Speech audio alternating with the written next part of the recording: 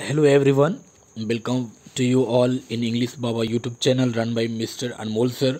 आज आप लोगों के लिए लेकर के मैं आया हूँ सीबीएसई क्लास 9th बिहाइव से चैप्टर 7 का पार्ट 2, जो कि एक पोएम है the duck and the kangaroo, बतख और कंगारू के बीच की ये एक छोटी सी एक और बहुत ही इंटरेस्टेड ये पोएम है। तो चलिए पोएम को शुरू करते हैं। The Duck and the Kangaroo. This is the name of a title of this poem. So let's start. Don't to be delayed. This is a humorous poem of a kind known as Nonsense Words by Edward Lear. Read it and enjoy. यह एक बकवास कविता प्रकार की जानी हुई एक हास्यपद्र कविता है जिसे एडवर्ड लियर ने लिखा है। तो चलिए इसे पढ़िए और आनंद लीजिए। आप देख सकते हैं ये कंगारू है, तो फर्स्ट और नीचे आपका ये छोटा सा एक बतख जो कि डक है। तो फर्स्ट स्टेंजा है, तो शुरू करते हैं। Said the duck to the kangaroo, बतख ने कंगारू से कहा, गुड ग्रेसियस, कृपया पात्र, हाउ यू हॉप, आप किस प्रकार खेतों में पानी के ऊपर फुदकते हैं। हॉप का मतलब होता है उछलना, फुदकना, और ग्रेसियस का मतलब होता है शानदार। तो said the duck to the kangaroo, good gracious, how you hop, बतख ने कंगारू से कहा कि कृपया पात्र, आप किस प्रकार खेतों और पानी के ऊपर उछलते हैं या फुदकते हैं। Over the fields and the water too, as if you never would stop, ऐसा लगता है कि आप कभी भी नहीं रुक पाएंगे। बतख ने कंगारू से कहा, as you never would stop, my life is a board in this nasty pond and I long to go out in the world beyond। मेरा जीवन तो एक मलिन तालाब में नीरस है और मैं बाहर संसार से दूर जाना चाहता हूँ। मैं आपकी भांति फुदकना चाहता हूँ। I wish I could hop like you, said the duck to the kangaroo. बतख ने कंगारू से कहा कि कृपया करके आप मुझे एक सवारी अपने ऊपर करवा दें। ग्रेसियस का मतलब होता है शानदार, होप का मतलब होता है उछलना, नेस्टी का मतलब होता है डर्टी यानी कि गंदा। तो सेकेंड स्टेंजा शुरू करते हैं। Please give me a ride on your back. एक बार बतख ने कंगारू को फिर से कहा कि कृपया मुझे अपनी पीठ पर सवारी करवा दो। Said the duck to the kangaroo, यानी कि कंगारू से डक ने कहा कि please give me a ride on your back, कि कृपया मुझे अपनी पीठ पर सवारी करवा दो। I would sit quite still and say nothing but quack the whole of the long day through. मैं आपकी पीठ पर शांत बैठूंगा और कुछ भी नहीं कहूँगा या बकूंगा, केवल अपनी आवाज़ टर टर, यानी कि जैसे कि डक जैसे आवाज़ करते हैं टर टर, वैसे डक कंगारू से कहता है कि मैं आपकी पीठ पर शांत बैठूंगा और कुछ भी नहीं बकूंगा या बोलूँगा, केवल अपनी आवाज़ के सिवाय, यानी कि केवल अपनी टर टर आवाज़ के सिवाय मैं कुछ भी नहीं बकूंगा, कुछ भी नहीं कहूँगा जिससे आपको तकलीफ़ पहुँचे। डक ने कंगारू से कहा, and we had go to the die and the jelly billy, and we had go to the D and the jelly bolly over the land and over the sea। हम सारा दिन D जिली बोली और भूमि तथा सागर के ऊपर से तैर और सैर करने जाएंगे। देखिए पहले ही ऑलरेडी मैं बता चुका हूँ कि ये एक पोएम है जो कि एडवर्ड लियर ने लिखा हुआ है। तो इस पोएम को एंजॉय करना है, जैसे कि डक और कंगारू के बीच जो कन्वर्सेशन, जो कम्युनिकेशन जो होती है, वो एक बहुत इंटरेस्टेड है और एक जॉकिंग टाइप का है, यानी कि एक मजाकिया तरह का है, यानी कि एक संगीत तरह का भी हो सकता है।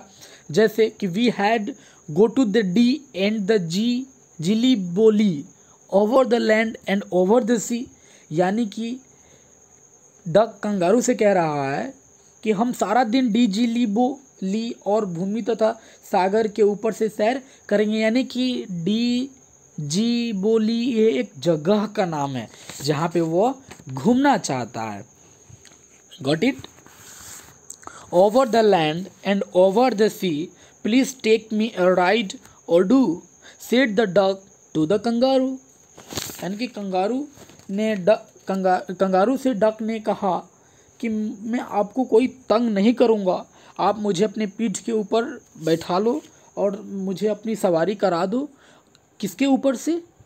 Over the sea over the land, यानी कि समुद्रों के ऊपर से और भूमियों के ऊपर से मुझे सैर करा दो, मैं भी घूमना चाहता हूँ और मुझे आपकी सवारी चाहिए और मैं कोई आपको तकलीफ़ नहीं दूंगा, कोई आपसे कुछ नहीं बोलूँगा, कुछ नहीं कहूँगा। देखिए ये कंगारू है और छोटा वाला जो इधर राइट साइड में जो है वो एक डक है और डक और कंगारू के बीच कैसे बातचीत हो रही है। चलिए थर्ड स्ट्रेंजा को पढ़ते हैं।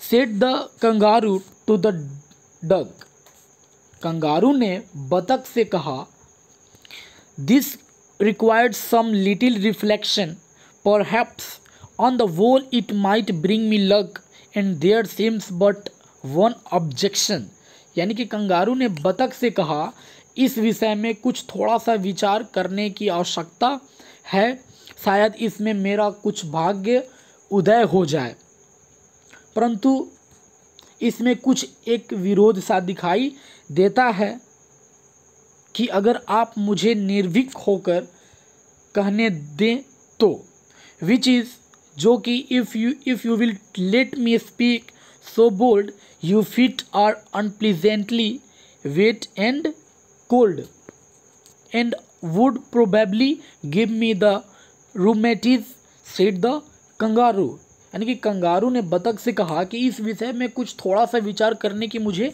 आवश्यकता है, मैं कुछ सोचूंगा तब मैं आपको बताऊंगा, शायद इसमें मेरा कुछ भाग्य उदय हो जाए, शायद, परंतु इसमें कुछ एक विरोध सा दिखाई देता है कि अगर आप मुझे निर्भीक होकर कहने दें तो आपके पैर अत्यंत असुहावने, गीले और ठंडे हैं।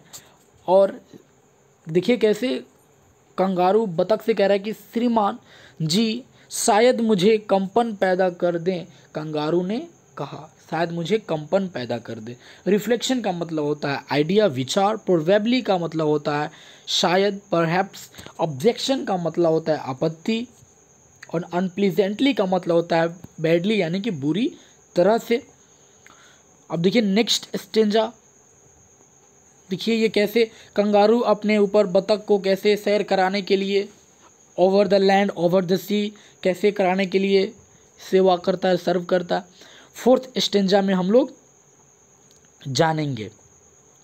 Said the duck is I sat on the rocks, I have thought over that completely and I bought 4 pairs of worsted socks which fit my web feet neatly. अब देखिए बतख ने कहा कि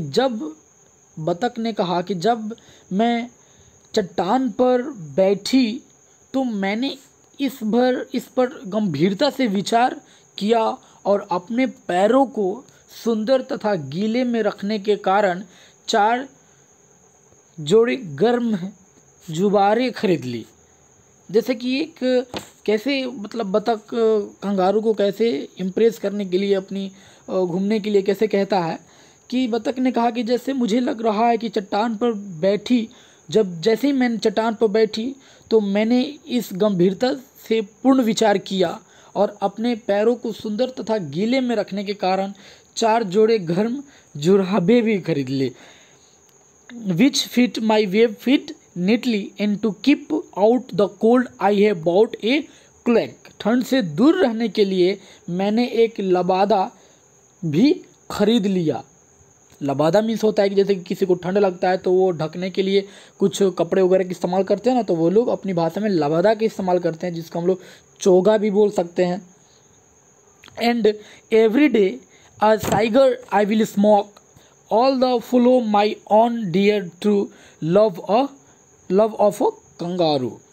मैं प्रतिदिन एक सिगार भी पीऊँगी और अपने प्रिय कंगारू का सत्य रूप से प्रिय आदेश का अनुसरण करूँगी। अब देखिए, डक कहती है कंगारू से कि मैं सिगार भी पीऊँगी, यानी कि यहाँ इसका मतलब ये है कि डक जो है वो सिगार भी पीती है।